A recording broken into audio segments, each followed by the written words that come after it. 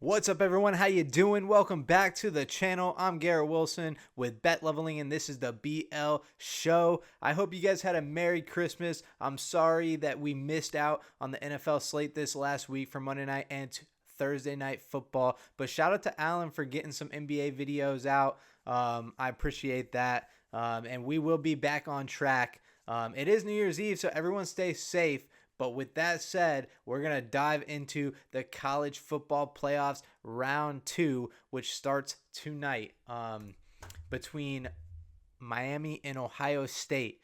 Also on the slate, we got Bama number 9 versus the 1 seed with Indiana and Fernando Mendoza. And then as well tomorrow, we got Oregon versus Texas Tech, and then Ole Miss versus Georgia. So let's go into the first game. It's gonna be the one tonight, Miami versus OSU. Here we go. The 2 seed versus the 10 seed. On the money line, we got Miami plus 285, OSU minus 360. The spread is also minus plus 9.5 in OSU's favor, and then the total over under is sitting at 40.5. I do like OSU and the spread for them in this game. I think that OSU wins this, obviously, even though Carson Beck is playing, and he does have a lot of college football experience with Georgia. So I think that the way that this game is going to go, just in my opinion, is they're going to keep it close in the first half. And then OSU will start to pull away. I think they do win this by double digits. And then I do think the over in this one hits. Like I said, Carson Beck has a lot of playoff experience. I think they're going to be able to put up points. I don't think that this is necessarily going to be a shootout, but I do think that they're going to get 41 points in this game. It's honestly not that hard. It's 6 touchdowns. College football, I think that they're going to get this done. Let's go into the next game. We got Oregon versus Texas Tech. Oregon's actually favored in this game, the higher seed.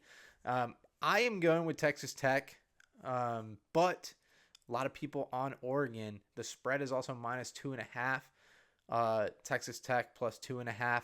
Obviously, I'm taking Texas Tech plus 2.5 because I'm taking the money line. And anytime just in my opinion, anytime I like a underdog, I typically go with the over. I am going with the over in this one as well. It's not always the case, but especially in college football, I do like the over when I think that an underdog is going to win. Next game, it's going to have a little bias to it. Alabama versus Indiana. Give me the plus 200 for Bama. Roll Tide, baby. I don't think that Fernando Mendoza is him. A lot of people like him, projecting him to go number 1 overall. I think that would be a Jamarcus Russell level mistake, but it's not the Cowboys picking him, so I'm fine with it. Plus 7.5. They're not even if they did beat Alabama, they're not winning by over a touchdown. That's ridiculous. Give me the plus 7.5, obviously.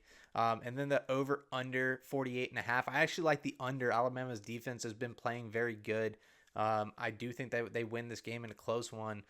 So give me the under in this. And then last game, you got Mississippi versus Georgia, the Bulldogs. Without Lane Kiffin, with Lane Kiffin, doesn't matter. I think Georgia's team is too good for this Ole Miss team. So give me Georgia on the money line. The spread, this one's a little iffy for me. I don't know. It could go either way. I think Georgia wins by a touchdown. Georgia, has had a couple close games this year, and then obviously lost to Bama and then blew them out in the second game. I would lean Georgia minus 6.5 to win by a touchdown, but I don't really know. I do think Ole Miss has a decent offense, so I would, with Lacey, to get some points. I don't know. This over under is set the highest of any game. That's another one that's iffy. I won't be touching it, but give me the over. Give me the over as a lean in this one. But yeah, now that we got the layouts breaking down, we will go into Outlier and just give some picks, show you where the money's at, and then hit the props. So here we go. First game right here. You can see public betting. 79% is on OSU for good reason. I think OSU wins. Again, with the spread, 71% on OSU. Again, for good reason. I think they cover this. And then the over, like I mentioned, I like the over in this game. 57% of the money is on the over. Let's see the next game. I actually don't have the public betting for any of the rest of the games, so we're just going to go into the actual match details for each of these right here. You can see plus EV sitting on Miami. That's because, plus 285. You could probably find this. I actually only have it set to DraftKings, but if you pull up some of these other ones too, that I use, you'll probably see, plus 290, obviously, plus EV right here, minus 9.5, sitting at minus 109, plus EV on Ohio State spread. Let's take a look at some insights in this game. We got mainly props, so we're gonna get in the props. The under is hit in 5 of Ohio State Buckeyes' last 6 games versus top 25 scoring defenses. Under 40.5 actually has plus EV on it. I do like the over in this one. I'm sticking with the over. If you got a reason why you think the under is hitting in this one, leave it down in the comments. Maybe you change my mind. But right now I'm sticking with the over. Let's hit the next game right here. We got the Ducks versus Texas Tech. You can see right here scoring third. Texas Tech ranks third for scoring defense. Oregon ranks 9 for scoring offense. Let's flip it. 10 versus 2. So really good teams on offense and defense. But obviously you can see, Texas Tech second and third. Oregon 9 and 10. I think that Texas Tech wins this game. Plus EV on Oregon minus 2.5 though. Let's go to the next one. Again, we got Bama versus Indiana. You can see plus EV on Alabama plus 215. That's on FanDuel. And then you got plus EV on Indiana minus 245. You'd have to show me some good reason why an Indiana team who has only beat Ohio State, who, by the way, Ohio State hasn't really played anyone tremendous either. They've only beat a, Texas team, and then maybe I forget one other, maybe USC, I think. But Texas came on strong towards the end. Game 1. I mean, it's game 1. They played Arch. And, I think that right now, if you put that game back in, you got Julian Sands' first game. I think that if you go back, I think that Arch may get it done. The over 48.5, you can see we got some plus EV right there. Any insights into this game? The Indiana Hoosiers are 1-6 against the spread in their last 7 games versus top 25 scoring defenses. That lines up with Alabama plus 7.5. Like I said, if Alabama does lose this game, they're not losing by over a touchdown. You can miss me with that PS. It's not happening.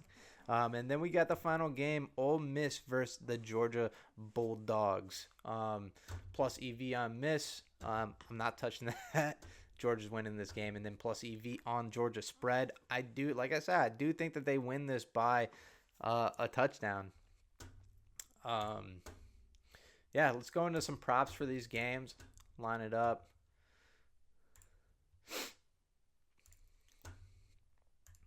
We got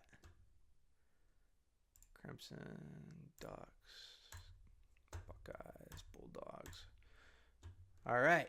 So let's just see if we like any of these props. Let's actually go game by game. We'll go game by game just to find one per game.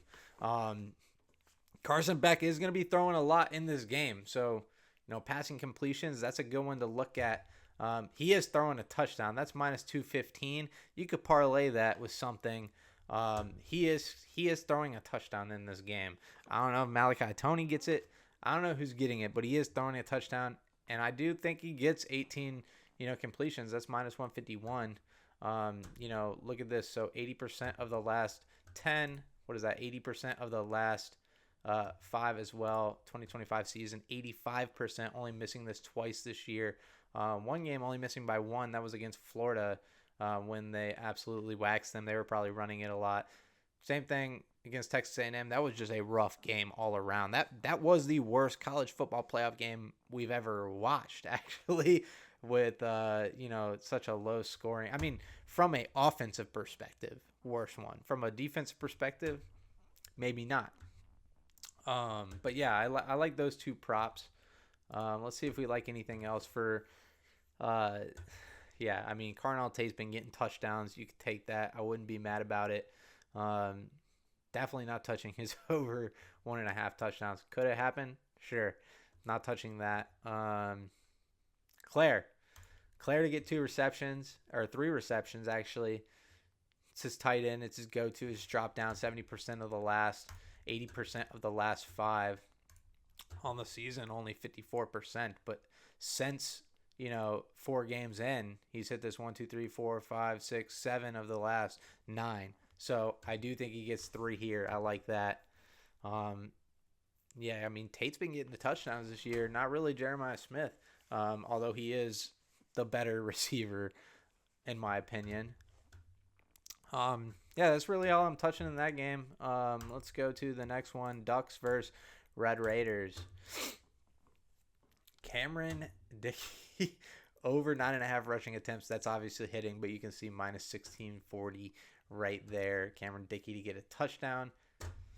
I like him to get a touchdown. You can see he's hit this in 90% of the last 10 on the season, 92% not getting a touchdown in only 1 game. Minus 145. Give me this right here. He's getting this. The leading back. Hill over 24.5 rushing yards. Let's see if we like this. Let's look at the insights on this. No insights. Okay. Has exceeded 24 in 6 of the last 7 games. Okay, we can see that right here. 80% of the last 10, 80% of the last 5 on the season. He's 77%. I don't hate this prop either. I do like this prop. What else we got? Not really seeing too much else that I like, so we'll go on to the Crimson Tide Hoosiers. Give me, this is going to be a hot take, give me Ryan Williams to get a touchdown in this game. He has not been it all year long. He's obviously, since that Georgia catch, his head has exploded. He's thought that he's been, this hot thing, and he just hasn't lived up to it. But give me him to get a touchdown and get back on track with his collegiate career. On to the real props. You can see right here. Let's see. Okay. This is minus 1,000 plus. We're not going to touch that. You can parlay it if you want. That's going to hit. He's going to get 10 rushing, but not touching that. Surratt to get a touchdown. Like I said, Bama's passing defense is very good. So I don't know that I'm going to touch a lot of props in this game, especially because I'm riding with the underdog in Bama to just win the game. You could go with this too. I mean, if you wanted to play a sketchy play, his over 17.5 longest reception, that would line up with the touchdown that I'm telling you he's going to get. I think he does get it. And we'll move on to the next one. I'm not really touching too many props in this one. Okay, here we go. Last game, full of props. We got Lacey to get a touchdown. Give me that. Give me Lacey touchdown. 90% of the last 10. We got a head-to-head. He got 2. He's getting a touchdown in this game. Give me the minus 150 on that. 92%, 12 of the last 13. 2025 and 100% in the last 5. He's getting a touchdown. Give me Lacey to get a touchdown. Lawson Lucky under 2.5 receptions. That's actually that has a crazy hit rate, but I don't know. I think that I'm not really gonna go with that play. Probably is gonna hit. Not one that I'm touching. Let's see. We got to get receptions. Oh, we got one down here. Let's see. Lacey yards. Could go Lacey yards. Trinidad passing yards. He's going to have to throw in this one. So that does line up with the script, how I think the script's going to play out. They might keep it close, early. He's going to be throwing, though. He's going to be throwing in the second half a lot. So yeah, I mean, if you can get maybe like this down to 240, something like that, or you can play like an alt minus 140, throw it in. I mean, you might as well, excuse me, do the 248, at that point. But yeah, I mean, he's hit this 9 of the last 10. It's obviously not a bad play. He's hit it 77% on the season. Obviously, these two games he didn't, but I'd have to go look and see if he actually played the whole games in those ones. I mean, for far as what I can see, if he did play the whole games, it changes that. But the games that he did play, he's throwing like 250 plus 300 plus in a lot of them. So I like that prop as well. Um, yeah, that's really all we got for the breakdown of the CFP round two.